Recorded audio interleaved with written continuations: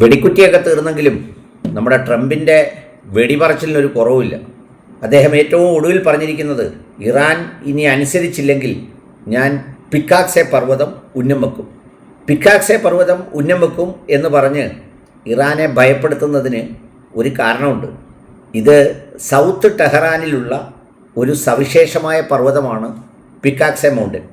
American രഹസ്യാന്വേഷണ agency കൊടുത്തിരിക്കുന്ന report അനുസരിച്ച് ഇക്കണ്ട അടികളെല്ലാം അടിച്ചിട്ടും കൃത്യമായി ഈ എൻറിച്ച്ഡ് യുറേനിയം, പാർഷ്യലി എൻറിച്ച്ഡ് ആയിട്ടുള്ള യുറേനിയം എവിടെയാണെന്നും അത് ഈ ന്യൂക്ലിയർ സൈറ്റിലുണ്ടോ എന്നും ഈ അടിക്കുന്ന സ്ഥലം തന്നെയാണോ അതെന്നും യാതൊരു കൃത്യമായ വിവരവും ഇതുവരെ കിട്ടിയിട്ടില്ല.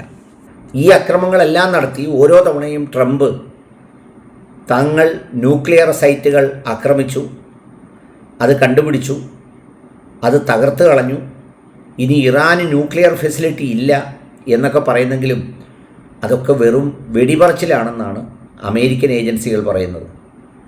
കാരണം ഇപ്പോഴും ഇറാൻ്റെ ആ എൻറിച്ച്ഡ് ആയിട്ടുള്ള, അതായത് പൂർണ്ണ തോതിലെത്താത്ത ഭാഗികമായി എൻറിച്ച്ഡ് ആയിട്ടുള്ള യുറേനിയം വളരെ സവിശേഷമായ രീതിയിൽ അത് ഒളിപ്പിച്ചു വച്ചിരിക്കുന്നത് ഈ പിക്കാക്സ് മൗണ്ടൻ എന്ന് പറയുന്ന ആ പർവ്വതത്തിൻ്റെ അടിയിലാണെന്നാണ് ഇപ്പോൾ അവർ കണ്ടെത്തി പറഞ്ഞു കൊടുത്തിരിക്കുന്നത്. എന്ന് വെച്ചാൽ അതിൻ്റെ അടിയിലൂടെ വളരെ സ്ട്രോങ് ആയിട്ടുള്ള 2 ടണലുകൾ പോകുന്നുണ്ടത്രേ. ഈ ടണലുകൾ എവിടെയോ ഒരു പ്രത്യേകമായ സ്ഥലത്ത് എന്നാണ് അവസാനിക്കുന്നത്.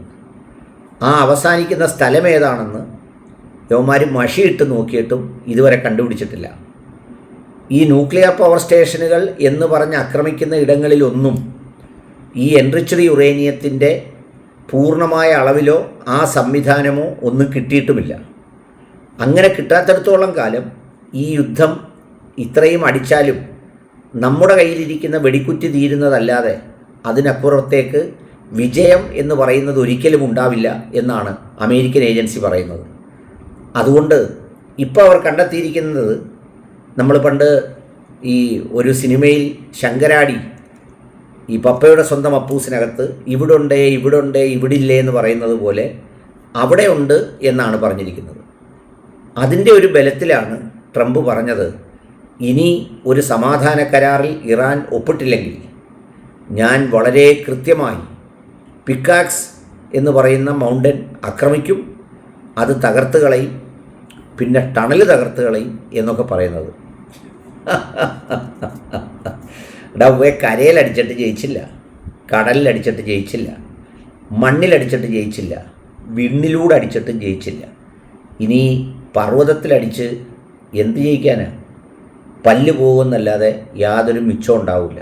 അതുകൊണ്ട് ട്രംപിന് ഇനിയും വെടിപറച്ചിൽ തുടരാം എന്നുള്ളതല്ലാതെ ഒരു മാറ്റവും ഒരു നേട്ടവും ഒരു ചുക്കും ചുണ്ണാമ്പും സംഭവിക്കാൻ പോകുന്നില്ല.